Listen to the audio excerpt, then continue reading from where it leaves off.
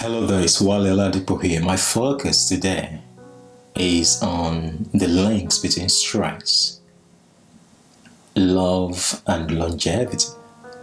Stress, love, and longevity. These are the three elements of our existence that are so important to us. Now, I want to start with what I think is the most powerful virtue on earth: love. Love. Love is the process of expressing humanity, affection towards yourself and towards others. What we do know is that the human mind is designed to crave love. One of our fundamental human needs is the need to be wanted. The need to be wanted. The need to matter. And just to be not to be wanted by, not just to be wanted by your dog and cat, to be wanted by other humans, people who look like you. You want to be accepted. You want to understand that people know that we matter to them. Now, the human brain is arranged, is engineered for love.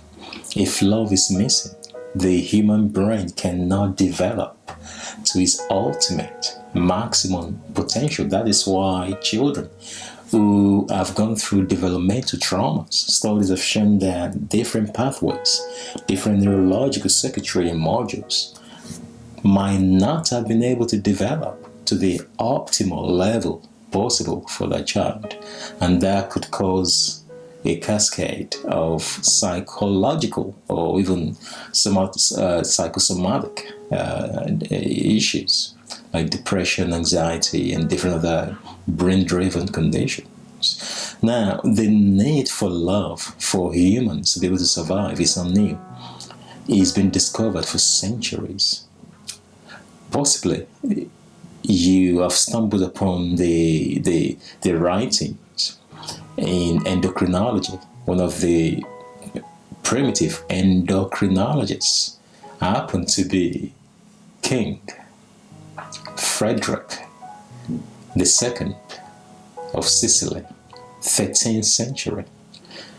And he actually wanted to experiment what he considered to be the natural human language.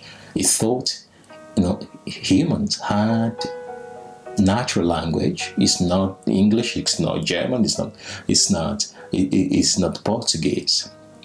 If we read children in isolation, and this is very cruel. Now listen to me with this. This is important. Because they didn't understand the effect of social affiliations, contacts, facial expressions, and emotional attunement between the primary caregivers and the children, the developing children. So they would just wanted to experiment and said, okay, what if we just leave children alone? We give them the best care possible.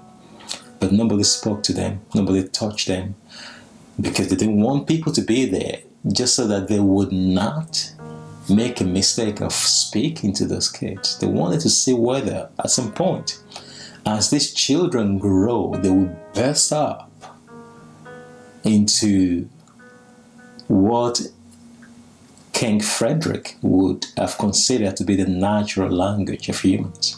Some kind of Latin or some kind of unheard language. But what happened was tragic, because none of the children survived. They could not survive isolation, even though they were given the best kits, the best gloves, the best food ever, the best medical stuff ever. But the fact that there was no connection, no emotional affection, no tactile receptivity, no company for the humans, they could not survive. Your life depends on the goodwill, the wishes, and the love of other people around us. Longevity is drastically increased when We have good people, supportive people, who help us when we struggle, who chat with us when we're bored, when we want to say something. We process information through others. Others help us to emotionally regulate our own emotionality. So what I'm saying right here is that isolation is a stressor. And when stress and isolation combine, they limit our mortality rate. They shorten our mortality rate, our lifespan. Why? Because studies in isolation have confirmed that people who are isolated are more likely to die early from all causes. From all causes means it doesn't really matter the causality of the death, the cause of death. It will speed up the death if you're isolated, whether it's cancer, it's a sickness, it's an accident that you're struggling to recover from, or it's a particular depressive or traumatic events that you're going through that are overwhelming your awareness.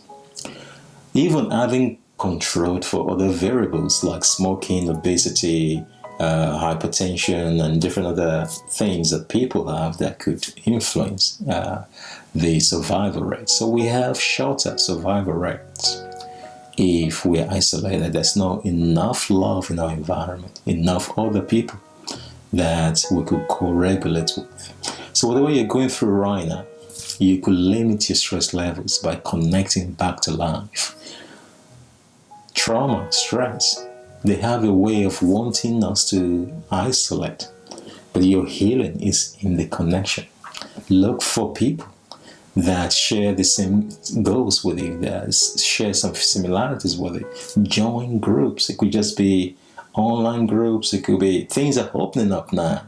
Thank God with regards to COVID-19.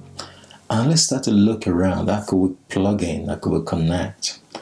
Some of us who are family members, let's look at them in the faces and say, wow, these are my co-regulators. We might not agree all the time, but I'm glad I'm planted in a family unit. And if you're by yourself, it's a great opportunity to look around you to see how you could connect. You have to make the effort, especially if you have anxiety or depression, because there's a neurological implication against you, fighting against you to connect. But your healing is in the connection. Stress can be reduced drastically because humans regulate. We regulate ourselves, we regulate each other's emotional and psychological stress. So stress can be reduced through plenty of love and affection.